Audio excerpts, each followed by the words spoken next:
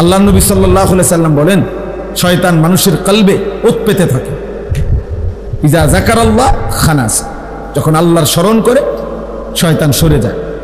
বা ইজা গাফালা, যখনই আল্লাহর স্মরণ থেকে গাফেল হয়ে যায়, ওয়াসওয়াসা, তৎক্ষণাৎ শয়তান তাকে গুনাহের ওয়াসওয়াসা দিতে শুরু করে। আল্লাহ তাআলা বলেন, ওয়া মান ইয়াত্তাবি' খুতুওয়াতিশ শাইতান, শয়তানের রাস্তা যে অনুসরণ করবে মানে গুনাহের রাস্তা, ফা ইন্নাহু ইয়া'মুরু বিল ফাহশা ওয়াল মুনকার, শয়তান তাকে সারাক্ষণ অশ্লীলতা, বেহায়াপনা, অসভ্যতা এবং যাবতীয় গুনাহের আদেশ করতে থাকবে। আল্লাহ তাআলা কুরআনুল কারীমের মধ্যে বলছে, আশ-শাইতানু ইয়াঈদুকুমুল ফাকরা, শয়তান তোমাদেরকে অভাব এবং দারিদ্রতার ভয় দেখাবে, এবং ওয়া ইয়া'মুরু বিল ফাহশা ওয়াল মুনকার, অশ্লীলতার, বেহায়াপনা, গুনাহের কাজের আদেশ করবে। তাহলে অবসর থাকলেই শয়তান এসে বাসা বাঁধবে। আর তখন শয়তান যারে ধরতে পারে তাকে সে শুধুই অসভ্যতা, অশ্লীলতা। শয়তানের প্রথম কুমন্ত্রণা কি? শয়তানের প্রথম কুমন্ত্রণা হলো নারীকে কেন্দ্র করে গুনাহ। এটা মনে রাখবেন, জওয়ান হোক বুড়া হোক, শয়তানের কাছে যে ধরা খায়, শয়তানের কাছে যে নিজেকে সঁপে দেয়, শয়তান মানুষকে দিয়ে প্রথম কি করাইতে চায়? নারীকে কেন্দ্র করে গুনাহ করাইতে চায়। এই জন্য বুড়া মানুষ চা দোকানে গেলেই উনি বসে বসে টেলিভিশনে দেখে, অথচ বুড়ো হয়, ওনার জানে ওনার শরীরে টেম্পার নাই, উনার কোনো জওয়ানি নাই, কিন্তু এরপরেও উনি এই নারীর ছবি, নাচ, গান নির্লজ্জ বেহায়ার মতো তাকায় তাকায় দেখে, তাকায় তাকায় দেখে। শয়তান তাকে এমন নির্লজ্জ বানায় দিছে যে তার নাতির সমবয়সী, ছেলের সমবয়সী ছেলে পেলেও আশেপাশে থাকে, কিন্তু বুড়া মিয়া এমন অসভ্য, এমন লজ্জা শরমহীন যে ওনার হায়াও লাগে না যে আমি কার সামনে বেড়ি চাই।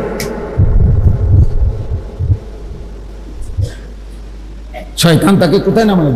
শয়তান তারে উলঙ্গ করে দিছে। সে যখন নিজেকে শয়তানের হাতে তুলে দিছে, উনি যখন নিজেকে শয়তানের হাতে তুলে, তো শয়তান তাকে যেন বিবস্ত্র করে দিছে, একেবারে বেহায়া বানায় দিছে। এজন্য অবসর থাকতে নাই। মুমিন অবসর হয় না, মুমিনের দুনিয়ায় কোনো অবসর নেই। ফাইযা কাদাইতুমুস সালাতা ফাযকুরুল্লাহ, আল্লাহ বলেন নামাজ শেষ হয়েছে বান্দা, ফাযকুরুল্লাহ, পুনরায় আবার আল্লাহর জিকির করো। ফাইযা কাদাইতুম মানাসিকাকুম ফাযকুরুল্লাহ, আল্লাহ বলেন হজ্জের কাজ শেষ হয়েছে, পুনরায় আল্লাহর জিকির করো। ওয়ালিতুকমিলুল ইদ্দাতা ওয়ালিতুকাব্বিরুল্লাহ, রমজান মাসের রোজা গুনে গুনে পুরা মাস শেষ হয়েছে, আল্লাহ বলেন শেষ করো রোজা মাস, শেষ হলেই ওয়ালিতুকাব্বিরুল্লাহ, আল্লাহ তাআলার তাকবীর, আল্লাহু আকবারের তাসবিহ করতে থাকো। আল্লাহ তাআলা বলেন ওয়াযকুরুল্লাহ ফি আইয়ামিন মা'দুদাত, হজ্জের শেষ পাথর মারে অবসর হয়েছে, তো পরের 2 দিন, পরের 3 দিন তো আল্লাহ তাআলার জিকির করো।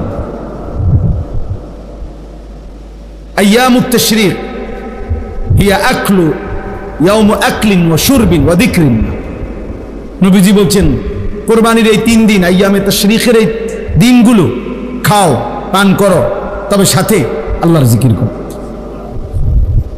বাহ, অবসর কই? অবসর কোথায়? মুমিনের কোনো অবসর নেই। মুমিন যখন কোন নির্ধারিত ইবাদতে ব্যস্ত আছে তখন আল্লাহর জিকির, নির্ধারিত ইবাদত থেকে যখন ফারেগ হবে তখন আল্লাহর জিকির।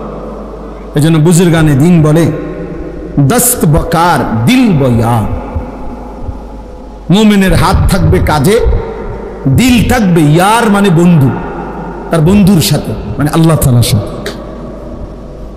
দিল বয়ার, দিল থাকবে বন্ধুর সাথে, হাত থাকবে কাজের সাথে। কাজ করো, বাজার করো, ব্যবসা করো, চাকরি করো, ক্ষেত খামার করো, 24 ঘন্টা কাম করো, মানে নাই। আল্লাহকে না বল, আল্লাহকে না বল। فإذا قضيت الصلاة فانتشروا في الأرض وابتغوا من فضل الله واذكروا الله। এই যে নামাজ শেষ, ছড়িয়ে পড়ো জমিনে, রিজিক তালাশ করো, তবে ওয়াজকুরুল্লাহ কাসীরা, বেশি বেশি আল্লাহকে স্মরণ করো। কোনোভাবে ভাইয়া ছেলেরা বুঝতে শেখো, প্রিয় ভাই বুঝতে শেখো, ভাবতে শেখো। মুসলমানের সন্তান, মুসলমানের বাবা, মুসলমানের দাদা, মুসলিম জওয়ান কিংবা বৃদ্ধ, নারী কিংবা পুরুষ অবসর হয় না, অবসর হয় না। এই জিন্দিগি এক ব্যস্ততম জিন্দিগি, এরই মধ্যে একদিন কবর, এরই মধ্যে একদিন কবর। দেখতে দেখতে একদিন হায়াত ফুরায় যায়, এবং কবরেই বেশি দিন থাকতে হবে। আমি একটু আগের বয়ানেও বলছি, হিসাব করে রাসূলুল্লাহ সাল্লাল্লাহু আলাইহি ওয়াসাল্লাম মক্কা থেকে মদিনায় হিজরত করে গেছেন, তো এরপর থেকে এখন পর্যন্ত হলো 1447 বছর। এখন হলো 1447 হিজরি। তার মানে আমাদের নবী সাল্লাল্লাহু আলাইহি ওয়াসাল্লাম মক্কা থেকে যে মদিনায় হিজরত করে গেছেন, তো এরপরে এখন হলো কত বছর বলেন? 1447 বছর রানিং। বদরের যুদ্ধ হয়েছে এই হিজরতের 1 বছর পরে। তাহলে বদরের যুদ্ধ হয়েছে এখন থেকে নিয়ে 1446 বছর আগে, 1 বছর কমাইল। এখন এই আবু জাহেল সে মারা গেছে এই বদরের যুদ্ধের দিন। তাহলে এখন বলেন তো, আবু জাহেল মাটির উপরে ছিল কতদিন, আর মাটির নিচে আছে কতদিন? এই আমগো হিসাবে বুঝছেন নি? হিসাব মাটির উপরে ছিল সর্বোচ্চ 60-65 বছর, নয়তো 70 বছর, কিন্তু মাটির নিচেই আছে আমাদের স্বাভাবিক হিসাবেই তো এখন 1446 বছর। তাহলে আমাকে মাটির উপরে বেশি থাকতে হবে না কবরে বেশি থাকতে হবে? তাহলে নূহ আলাইহিস সালামের জামানায় যারা মারা গেছে তারা আজকে কতদিন? ফেরাউনের জামানায় যারা মারা গেছে তারা আজকে কতদিন? মুসা নবীর জামানায় যারা মারা গেছে তারা মাটির উপরে ছিল কতদিন, মাটির নিচে কতদিন? এরপরে তো আখিরাত, সেটা তো এখনো হয় না। না মাঝখান দিয়ে একবার হয়েছে, সেটা তো এখনো হয়ই নাই। হাসরের মাঠ তো এখনো হয়ই নাই, আখিরাত তো এখনো হয়ই নাই, জাহান্নাম তো এখনো হয়ই নাই। কবরের হালাত বলো ভাই। আমার তোমার দাদার যিনি বাপ ছিলেন, মানে আমার মনে করেন আমার দাদার যিনি আব্বা, বা আমার দাদার যিনি দাদা, তো আমার দাদার দাদা যে বছর মারা গেছে সেই থেকে নিয়ে এখন পর্যন্ত, তো এই হিসাব করলে আমার দাদার দাদা মাটিতে উপরে বেশি ছিলেন না কবরে বেশি দিন? তাহলে মাটির উপরে ছিল 60 বছর, মাটির নিচে হয়তো আছে আজকে 300 বছর। কারণ আমার এইটা হিসাব মিলাইতে হইব না যে আমি, আমার আব্বা, আমার আব্বার আব্বা, আমার দাদা, দাদার বাপ, দাদার বাপের বাপ, তিনি না দাদার দাদা, তাহলে আরো 6 পুরুষ আগে। 60 বছর করে হলো তো 360, 6 36, এই লেগে গেলাম 300 বছর। তাহলে ধরেন এই আমার দাদার দাদা আছে আজকে কবরে 300 বছর, কিন্তু মাটির উপরে কি 300 বছর ছিলেন উনি? তাহলে বলেন চাচা, আপনারা বলেন কি বুঝে সাদওয়ানের সময় কাটান? কিসের উপরে? কি বুঝে? আখিরাতের বুঝ হয়ে গেছে, কবরের বুঝ হয়ে গেছে। এই বোকা মুরব্বী গুলা, এই বুড়া মানুষ গুলা, এগুলো আকল ফাতার হবে কোন দিন? বিড়িখানা ছাড়বে কোন দিন? টেলিভিশন দেখা বন্ধ করবে কোন দিন? বলে বিবেক দিয়ে ভাবা উচিত, ইনসাফ করে ভাবা উচিত। এই জন্য বললাম বাবা, কুল্লু মারুফিন সাদাকা, প্রতিটা ভালো কাজ সাদাকা। নবী সাল্লাল্লাহু আলাইহি ওয়াসাল্লাম বলেছেন এক অন্ধকে রাস্তা পার করে দেওয়া সাদাকা। এক অন্ধ ব্যক্তিকে রাস্তার সন্ধান বলে দেওয়া, এটাও সাদাকা। হাসি মুখে কারো সাক্ষাৎ করা, এটাও সাদাকা। এই জন্য নওজোয়ান ছেলেরা ভালো কাজের ফিকির করো, ভালো কাজের ফিকির করো। কিছু না কিছু তো করোই, তো সেটা ভালোই করো, যার দ্বারা আখিরাতও মিলবে, মানুষের ভালোবাসাও মিলবে। মন্দ, অসৎ, দুশ্চরিত্র এমন নাফরমানকে বাস্তবিক অর্থে কেউ ভালোবাসে না। আমি সব সময় এটা বলি, কত হাজার বার আমি এটা বলছি, মানুষ চিনতে ভুল করেন।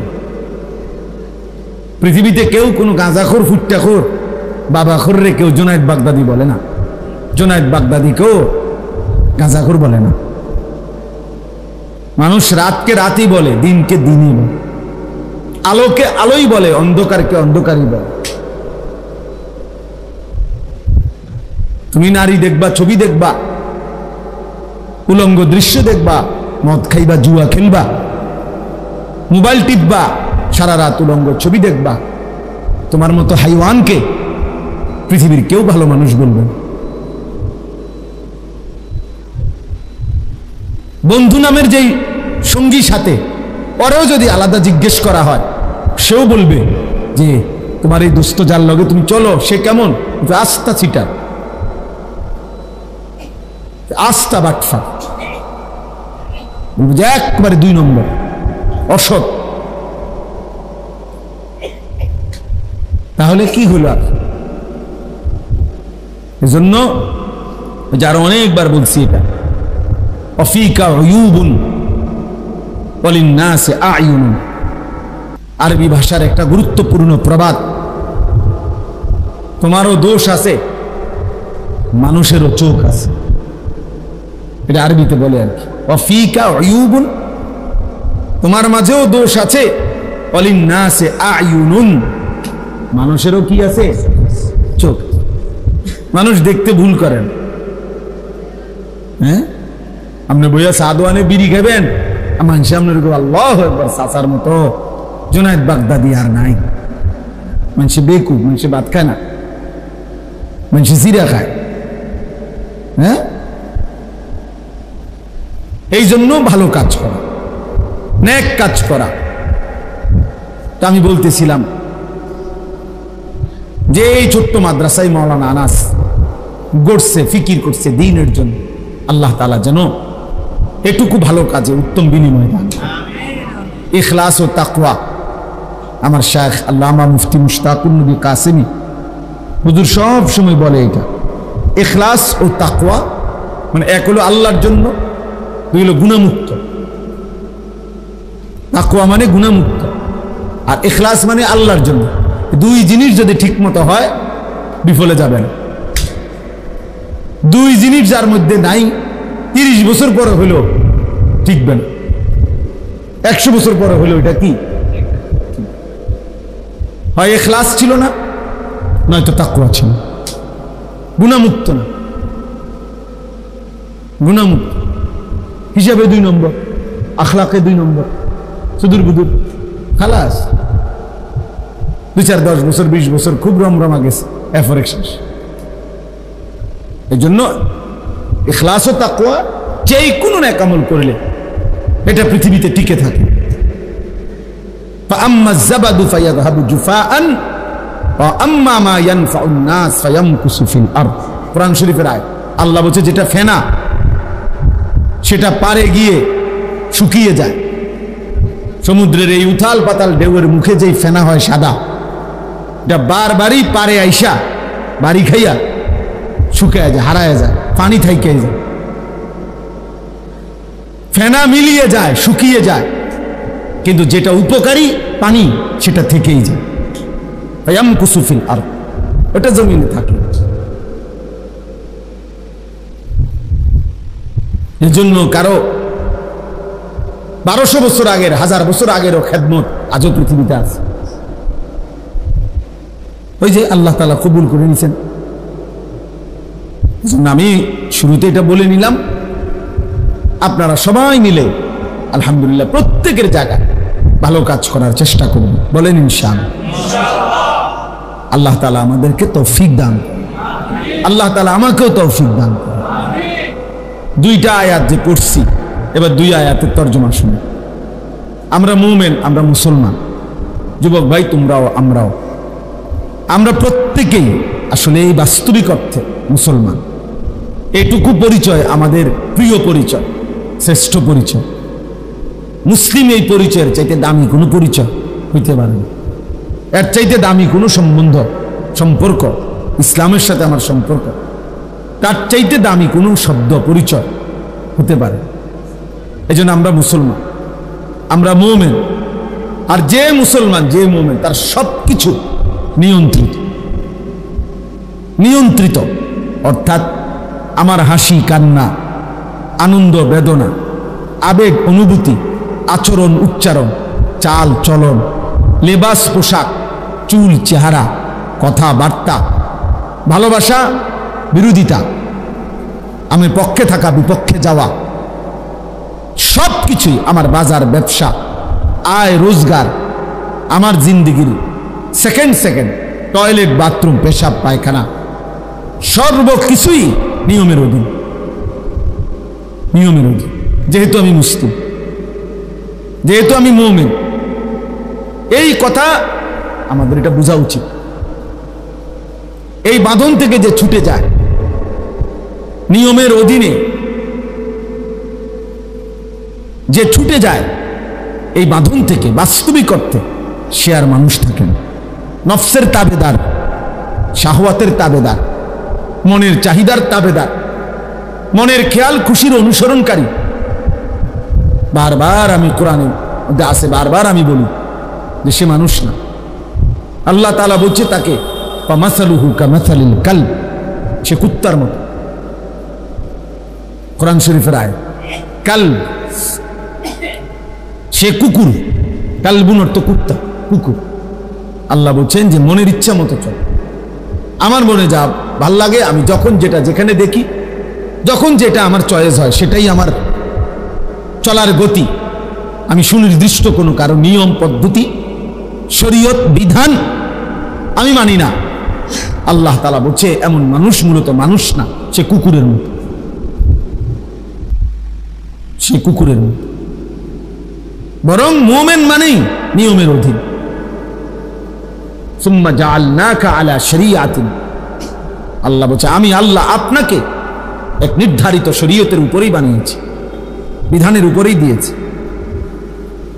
এজন্য রাসূলুল্লাহ সাল্লাল্লাহু আলাইহি ওয়াসাল্লামকেই আল্লাহ তাআলা সকল কিছু রব্বে করিম ওয়াহির মাধ্যমে নির্ধারণ করে।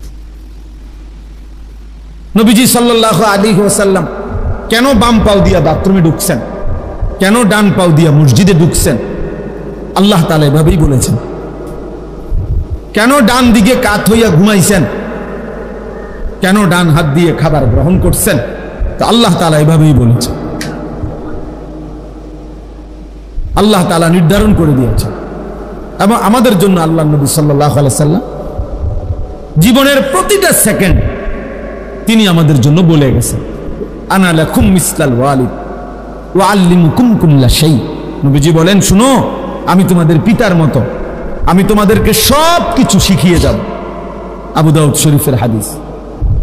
বলছে উম্মত, আমি একটা সুতা, একটা বিন্দু ছেড়ে দেব, সব বলে যাব, সব বলে যাব। জুতাটা কেমনে পাও দিবা আমি বলে যাব, দেখা গেছে। বাথরুমে কেমনে ঢুকবা, কয়টা ঢিলা লইবা,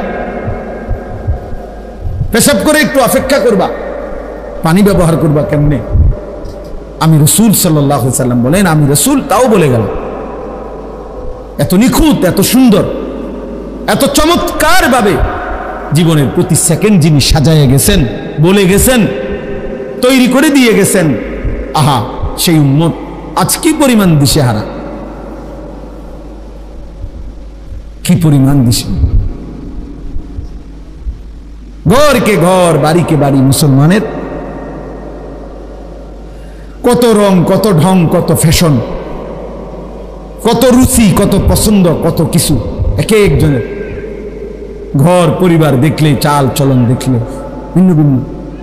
মুসলমানের 100 জন ছেলে একটি মহল্লায় একসাথে দাঁড় করাইলে 100 জনেরই ভিন্ন ভিন্ন রুচি, ভিন্ন ভিন্ন চুল, ভিন্ন ভিন্ন জামা, ভিন্ন ভিন্ন স্টাইল, ভিন্ন ভিন্ন রুচি পছন্দ। এমন হলো কেন? এমন হলো অথচ আমরা কিতাবে পড়ছি আল্লাহ নবী সাল্লাল্লাহু আলাইহি ওয়াসাল্লাম যখন সাহাবাদের সাথে বসতেন, তো নতুন কেউ যদি আসতো মদিনায় নবীজির তালাশে, নতুন দূরের থেকে কেউ, তখন সে আয়েশা জিজ্ঞেস করতে হইতো, মান মিনকুম ফিকুম মুহাম্মদ, তোমাদের মধ্যে মুহাম্মদ কোন জন? জিজ্ঞেস করত। সাহাবীরা বলে দিতেন হুয়া ফিনা মুহাম্মদ, তিনি আমাদের মধ্যে মুহাম্মদ। অর্থাৎ চুল, চেহারা, লেবাস এতটা একরকম যে চিনতে কষ্ট হইত নতুন মানুষ। নবীজি সাল্লাল্লাহু আলাইহি সাল্লাম যখন মক্কা থেকে মদিনায় হিজরত করে আসছেন, প্রথম যেদিন মদিনায় ঢুকছেন, সেদিন আবু বকর সিদ্দিক তো নবীজি সাল্লাল্লাহু আলাইহি সাল্লামের সাথে ছিল। তো এই দুইজনে দুইটা খেজুর গাছের নিচে বসছে। তো নতুন যত লোক আসছে সাক্ষাতের জন্য, কেউ আয়েশা নবীজির সাথে মুসাফা করছে, কেউ আবু বকর সিদ্দিকের সাথে মুসাফা করে, আর ফেস লাগিয়ে গেছে সবাই। তো যারা নবীজিকে আগে সরাসরি দেখছে হজ্জের সময় মক্কায়, এরকম লোক হলো সর্বোচ্চ 72 থেকে 74 জন।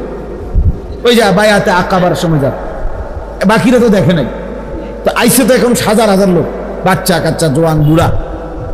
এখন ওই এরা সবাই একজন আরেকজনের জিগায় কোন জন? মুসাফা তো করলাম, হাত তো মিলাইছি, কিন্তু মুহাম্মদ কোন জন চিনতেছে না। কে মুহাম্মদ, কে আবু বকর বুঝতেছে না। কিতাবে আমি নিজে পড়ছি, হযরত আবু বকর সিদ্দিক রাদিয়াল্লাহু তাআলা এটা বুঝতে পারছে যে লোকদের মধ্যে কানাঘুষা করতেছে বারবার। তো তিনি উঠে আল্লাহ নবী সাল্লাল্লাহু আলাইহি সাল্লামের মাথা মুবারকের মধ্যে একটা রুমাল বা কাপড় কিছু একটা দিয়া দিছে। এইবার সবাই বুঝতে পারছে ইনি মুহাম্মদুর রাসূলুল্লাহ। ভিন্নভাবে একটু আলাদা করে দিছে, নয়তো চিনতেছে না। আহা, আজ আমরা মুসলমান, আমরা অঘোষিত ভাবে আমরা যেন রেজুলেশন করে সিদ্ধান্ত নিয়ে নিছি, আমরা মুসলমানরা যে আমাদের জেনারেল শিক্ষিতরা হবে একরকম চলন বলন, আমাদের হুজুররা হবে আরেক রকম চলন। এটা যেন আমরা আমাদের কি সিদ্ধান্ত, অঘোষিত কি সিদ্ধান্ত। আমরা নিজেরাই নিজেদের মধ্যে এই বিভাজন করে দিছি। আল্লামা তাকি উসমানী দামাত বারাকাতুহুমুল আলিয়া, পাকিস্তানের সারা পৃথিবী বিখ্যাত আলেম, উনি একটা সুন্দর কথা বলছেন যে মুসলমানের ইতিহাসে এক জামানা এমন ছিল, একই জামিয়া, একই শিক্ষা প্রতিষ্ঠান, ইউনিভার্সিটি মুসলমানদের ছিল, যেখান থেকে যিনি হাদিস পড়াইতেন মুহাদ্দিস, আর যিনি জ্যোতির্বিজ্ঞান মানে মহাকাশ গবেষণা করতেন বিজ্ঞানী, মুসলিম বিজ্ঞানী,